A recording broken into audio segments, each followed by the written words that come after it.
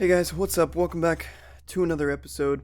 In today's episode, we'll be going over my Week 18 predictions, which, for as far as college football playoff predictions went, I did not do too good. I went 1-3, so we will be talking about that before we get into the NFL predictions. But there's no more college football games on this weekend that I really care about.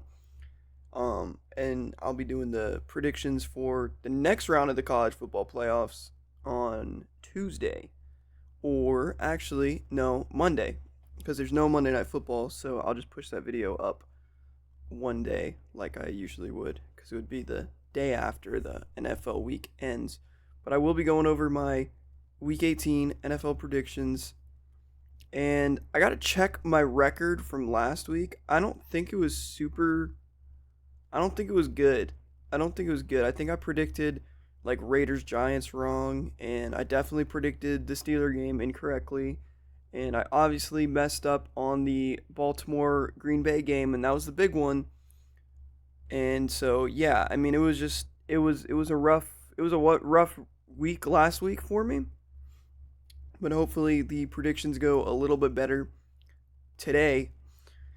And then I'll be going over the Steeler game at the end because who knows what's going to happen with that game. I have no idea. I've been thinking about it all week. It's the only thing I can think about as far as sports go. I can't even really watch or enjoy these other games because all I'm thinking about is Sunday Night Football this week. And I'm extremely nervous, but I'm just hoping this isn't the last week. You know, I'll be talking about a Steeler game until next September. I'm really hoping they get it done, obviously, but I don't know. I'm worried for this one more than I've ever been worried for a game this season. I mean, this has been a really long week just because of this game coming up. So, as far as the college football playoff goes, there were two pretty good games. The one on Wednesday night, the Ohio State Miami game was, I mean, it was a decent game. I never in a million years expected Miami to win that game. I was not sold on Miami coming in. I thought Texas A&M was going to handle them pretty easily, but to beat A&M at home in the playoff and then next week playing Ohio State and beating Ohio State, the defending national champions and the favorite to win it this year, that's crazy. That's crazy. And then Ole Miss robs us of Georgia versus Carson Beck, which, I mean, I'll talk about that one after the other ones, but I can't believe Carson Beck is on a generational run this year. Transfers to Miami and does all the crap that he did. And, I mean, all the Snapchat screenshots that have been released. I mean, generational run. He needs to be studied. He definitely needs to be studied. He's a career NFL backup, respectfully, of course. But, no, this run that he's on, it needs a good amount of studying. And then yesterday, I never thought, just two blowouts. Texas Tech, who had one of the best offenses all year, going up against the Oregon defense that isn't all that great in terms of like the teams that are in the college football playoffs. Oregon's defense is not great, and it doesn't really stack up against them, and no one really thought Oregon. I mean, me personally, I'm not going to say everyone because I don't know. Me personally, I didn't think Oregon was going to do anything just because of that defense. And I thought every game they'd be in was going to be like this high-scoring shootout that, they may win, they may not win. It just depends on how good Dante Moore plays. But the defense just shut down. I'm not sure if it was more Oregon's defense was really good or Texas Tech's offense just was terrible. I don't know which one it was. I really don't. But that was embarrassing for Texas Tech. I mean, they couldn't do anything. They didn't even score any points. They just, so many turnovers. It was a really rough game to watch, but Oregon might be for real. And they might be coming back for blood after last year's Rose Bowl loss. So, who knows?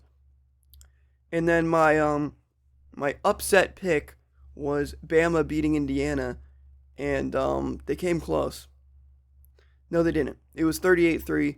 That was ridiculous. That was so embarrassing for Alabama. But the most ridiculous thing I've seen about that game is that someone made a post said, "Does this loss discredit everything Bama's done since like 2007?" It's like, what are we even talking about right now? No, it doesn't discredit the national championships that they won under a different head coach. That might be the dumbest post I've ever seen in my life. And that's saying something because I've seen a lot of dumb social media posts, but that one might take the cake for the worst one I've ever seen. It just might. But nonetheless, Indiana might be the team of destiny, and Bama was just the first team that was in their way in the playoffs. So I don't know. I don't think you can argue with that. Like, Indiana is here to play, and they are America's team, and they might just go 16-0. They might just go win it all. I would not be surprised if that happened, because of the 4 teams left, I think they are by far the best team left. I don't think it's very close either. They're by far the best team left. All they have to do is just not choke, and with Cignetti, coach, I don't think they will. Like, they just play discipline. They play really, like, sound, fundamental football.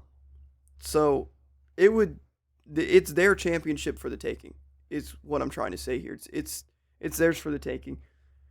And then last night, I'm not going to lie, I didn't watch all of the game because I did go to sleep accidentally. I fell asleep on my couch. But apparently it was a great game.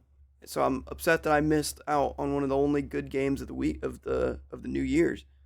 But Ole Miss, I didn't expect Ole Miss to do much. I obviously expected them to beat Tulane because I'm a Group of 5 hater in the playoffs. But I did not expect them to go take down Georgia in the playoffs. The SEC champs, they took them down like with a head coach that's head coaching his second game ever. That's impressive stuff. It's insane. Never really seen that before, or at least I haven't. Maybe college football has. I have not seen that before. But that's impressive. I personally did not expect that. I thought Georgia was the second best team or the third best team. I really thought it was Indiana, Ohio State, Georgia, and I thought Ohio State, Georgia would make it to the next round. Obviously, I think a lot of people did. I did not expect what happened yesterday to happen. I mean, Chambliss might be the best quarterback left, other than Mendoza. But I think we're in for a good, next round. I think it's gonna be fun. I hope we get some closer games, because Miami Ole Miss should be a close game. It really should. I just don't understand how, like, Bama can come out there and lose by freaking 35 points, and just that doesn't make sense to me. But whatever. I still don't think Group of 5 teams should be in the playoff. I mean, you still get a better chance at Bama putting up a fight against Indiana over, like, some Group of 5 team. But my point about Group of 5 teams not being in the playoffs, it still stands, and I still stand by it. So I'm not gonna change my stance on the Group of 5 teams. I still don't think they should be in the playoffs. But my predictions for the CFP will be next Monday, and I have no idea. I've been terrible this year so far, so we'll see. I don't have high hopes for my predictions next week, though, when it comes to college football. Let's shift gears, though, and predict some of the NFL games that are happening this week. It's the final full week of NFL football, which I can't believe it's already come. I'm so sad. I'm going to miss watching football all day Sunday. But we still have the playoffs, so I'm still going to be watching football all day Sunday. And it just won't be the same. It'll be fun. But, like, putting 4 games on the TV at once, nothing beats that. And then I'm going to have to watch basketball over the summer, and that's going to suck. I like the Miami Heat. Don't get me wrong. I'm a diehard Heat fan. But the state of NBA basketball right now is extremely sad, and I'll save that one for a later episode. But extremely sad, the state of basketball right now. But we're going to start. I'm only going to do some of the bigger games. Like, I'm not going to be predicting, like, Cowboys, Giants, a bunch of these games that don't really matter. But I am going to predict Panthers, Buccaneers. The weird twist to Panthers, Bucks is that it's not for the division straight up like Steelers, Ravens is, which is kind of how they sold the game at the very beginning. They kind of sold it as, 2 games, winner takes the division. And I think the NFL realized, no, wait. If the Falcons beat the Saints, it doesn't matter the outcome of that game. The Panthers will win the division. So the Bucks would have to beat the Panthers and then have the Saints pull off an upset against the Falcons, which technically is that really even an upset because the Saints have been rolling, and the Falcons kind of have been too, though. They just beat the Rams, which is why no one really expected it to come down to this, because if the Rams take care of business and beat them, then it would be a play in the game. So you have to have two things go right if you're Tampa Bay. I do think Tampa Bay will win this game. I think it'll be obvious. It'll be pretty close, but I think it'll be like a late last-minute touchdown to Mike Evans for the lead, and they're going to win this game, but I don't think the Saints get it done for them, and I think the Panthers still get in, which I think I've said it before, but the Panthers were my underdog, dark horse team to maybe make the playoffs this year, and it's coming alive because I do know ball sometimes, but I do think the Panthers get in. Either way, I don't think they win in Tampa Bay. I think Tampa Bay will find a way to get it done. But I do like the Panthers. I do think they'll make it in. I don't know if they'll do much, but just the fact that they're able to get in and have a home playoff game is huge. And it'll be really fun to see those fans. They can get going for that team. And so that they're going to hopefully finally have something to cheer about upcoming in the wild card round, which hasn't happened in forever. And if I didn't live 3 hours away from Charlotte, I'd go to the game. But hopefully I won't be able to go to the game because the Steelers will be playing right after, and I won't be able to watch it, so I'll have to stay home so I can watch the Steelers. Hopefully. Maybe not, but hopefully. Next game, Seahawks 49ers.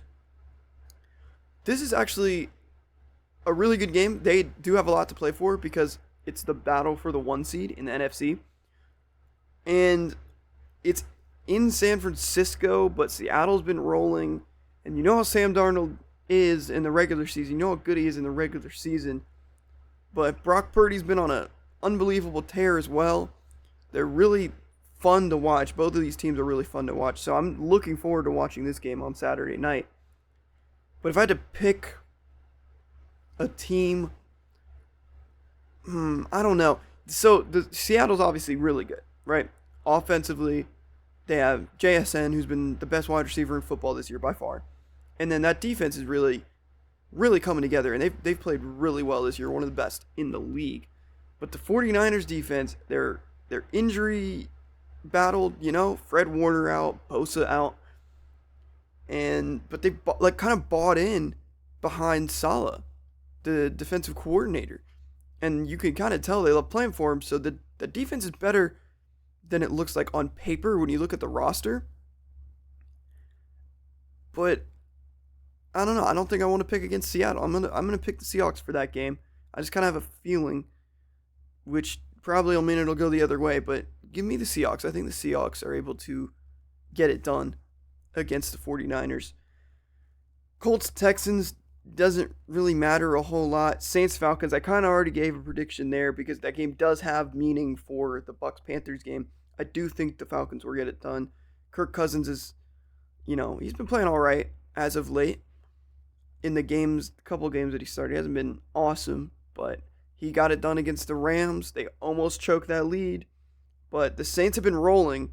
But I don't think they'll beat the Falcons in Atlanta.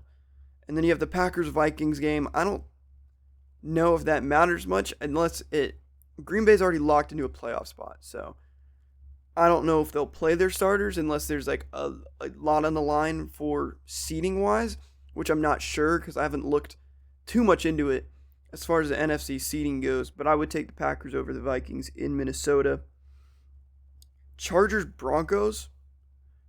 The Chargers, I think the only thing they have to play for is if they're the 5 or the 6, or is it all of them? Are all those wild card spots not up for grabs, but the seeding is not set for any of them. So they'll probably play their starters. That should be a really exciting game. Give me the Chargers. I'm not sold on Denver or New England, and it's not really because I haven't it's not because they haven't played really anybody, which they kind of haven't. The Patriots have one win with against a team with a 500 record or above. And the Broncos, they've beaten more people, so I'm more sold on the Broncos because I do like Bo Nix. I'm more sold on the Broncos, but I'm not sold on any of those teams going to win the Super Bowl. I'm really not. Not this year. Which is why I'm hopeful if, like, the Steelers get in, that maybe they could go on a run. Because in the AFC especially, it's more wide open than ever. Like, Buffalo is having not really a down year, but they're not as great as they've been. They have a great running game. But like I've said in the past, I do believe the teams that don't succeed in the playoffs are the teams without a true number one wide receiver. So that's why I'm hopeful if the Steelers can get in and Metcalf's suspension is over, that they can maybe go on a run, because these other teams in the AFC aren't as good as they've been in the past. So I'll always be hopeful, but I'm more hopeful this year just because of the way our roster is built and the way the AFC is shaped this year. But as far as Broncos-Chargers go, I do like the Chargers getting the win, even though it's in Denver.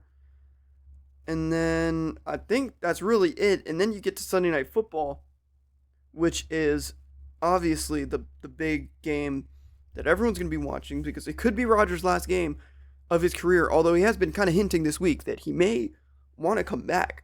He's saying he's keeping his options open, but he also said at the beginning of the year that he thinks this is his last season, but he never confirmed it. So Rodgers could come back next year, which I would love to see. That'd be awesome. I would love for him to come back and play one more year as a Steelers starting quarterback. If we draft a guy, like, I'd still want Ty Simpson, which I'm putting it out there now. I'm a Ty Simpson believer. I think if he gets on the Steelers and then you let him sit a year behind Rodgers, or even you could even stick with Howard and let him be your guy of the future. I'm just not sure if they look at him that way. I don't think that they really do. So you definitely could draft a guy and then maybe draft a young receiver to pair up with Metcalf. And we'd be really solid next year. And then in the future, we may have a quarterback of the future, depending on who they go out and get this year. So, or you could wait until next year and draft Sellers or Arch Manning. But I'm getting ahead of myself by a couple years. But Steelers-Ravens Sunday Night Football, it's going to be close. I think you know that. It's not going to be a blowout. Definitely not going to be a blowout. If it is going to be a blowout, it's going to be a Ravens blowout, because it is confirmed that Lamar Jackson's playing. So that does scare me. I don't think it'll be a blowout, though. I really don't. I think it'll be close, and I think it'll be a nail biter, which I'm not looking forward to, because, you know, with everything on the line, I don't want a nail biter. I want us to go out there and dominate. But like I said in the past video, it's going to be extremely difficult to win this game without DK Metcalf. And now Lamar Jackson is confirmed to play. So the defense is going to have to play their best game of the year by far and create turnovers and score on defense. I think that's the only way we win this game, is if we get a defensive touchdown. Because the offense without Metcalf, they better be cooking up the best game plan of the year. And Rodgers and Arthur Smith better be practically living together, game planning this game out this week. Because without Metcalf, I don't even know what the scheme would be. Because running the football is going to be difficult, because they're not going to respect your pass game. So you're going to have to come out throwing. Unless you just wear them down in the run game. But all they're going to do is stack the box. And then you don't really have guys that can go win one-on-one. You're going to have to throw to Freiermuth a lot, because honestly, when he lines up as a wide receiver, which he's done this year, he's lined up outside, he's lined up in the slot, you know, off the line of scrimmage. If he does that, I think they'll be fine. You gotta have that guy that can go win one-on-one. And without Metcalf, you really don't. Calvin Austin, if he's good to go, you're gonna have to have him step up, because he can win one-on-one just because of how fast and, you know, twitchy he is. So if you can have Austin win one-on-one a couple times and make some good catches, which he did a lot last year, hasn't been making those great catches as much this year, but if he can get going, maybe throw Roman Wilson out there too, because all cards are on the table. This could be it for the Steelers. Everything's got to be on the table. So if you can early on have a couple plays where your wide receivers win one-on-one, then you make them respect the run game, or you make them respect the pass game, and then you can run the football. And we can run the football well, so if we can consistently run the football well, like, we'll be okay. But I just don't know if we have a receiver or a tight end that can go consistently win one-on-one matchups like Metcalf can. Or at least make you respect him. So that's where the difficulty lies for the offense. The defense better not come out there and lay a stinker. You know what I mean. If you're like a Steeler fan and have been watching for a while, you know what I mean. When the defense just comes out and just plays horrible, and it doesn't look like they want to be out there at all, and it doesn't look like they prepared for anything at all. Like last year in the playoffs, it looks like they only prepared for Lamar Jackson keeping it on read option, and they let Derrick Henry run all over them. You have to be prepared for both of them. Lamar's injured. He's still going to play, but he's banged up, so I'm not expecting him to run around the field all the time, but he still can. So you still have to respect that, and you still have to game plan for it. So the game plan better be immaculate. But Joey Porter can match up against Zay Flowers, and then D-Hop's old, so you can honestly throw Ramsey on him, and then just have, I don't know why we don't use Peppers at safety a little bit more than we used to, because we did, when he first came here, I think he did play some safety, and I thought he was alright. I didn't watch film on him, but I thought he was okay. Maybe he wasn't. I just think he's a better option than Chuck Clark, which last week they did make a good adjustment, which is where they had Chuck Clark lining up at corner, like one-on-one with Cedric Tillman, and then I don't think they ever did that again, because he was just getting cooked. Obviously, Chuck Clark has not been great this year, but that's where the defense has to play its most dynamic game and have to play its best game if we have any chance of winning. And even if they come out and they score a defensive touchdown and they play their best game, it's still going to be close just because our offense won't be able to do much. So that's where the problem lies. And as far as predictions go, everything in my mind is pointing to a Steelers loss. And that's kind of why I think they're going to win. Because historically, since I've been watching, the past 8 years, haven't seen them win a playoff game, by the way. 8 years being a diehard fan, not seen a playoff game. That's neither here nor there. But historically, when the Steelers have zero chance at winning a game, in the regular season, not the playoffs, but when the Steelers have zero chance of winning a game, statistically, and everyone's picking the other team, they somehow come out and shock the world. And I expect that to happen on Sunday night. I'm not saying I'm not saying they should. I'm not saying it looks like they're going to win. It looks like they shouldn't. And that's why I think they're going to. And it doesn't make sense. I know. But you just got to trust me on this one. I do think the Steelers get it done. And we get into the playoffs. We have a home playoff game. And then who knows what happens after that. Obviously, I said that the floor for this team should be a playoff win. And if they don't win a playoff game, I do think you should consider moving on from Mike Tomlin. But if you can just get in the dance, anything can happen, especially when you have home field advantage round one, which the last time we had home field advantage at capacity crowd was against Jacksonville. And we all know how that went.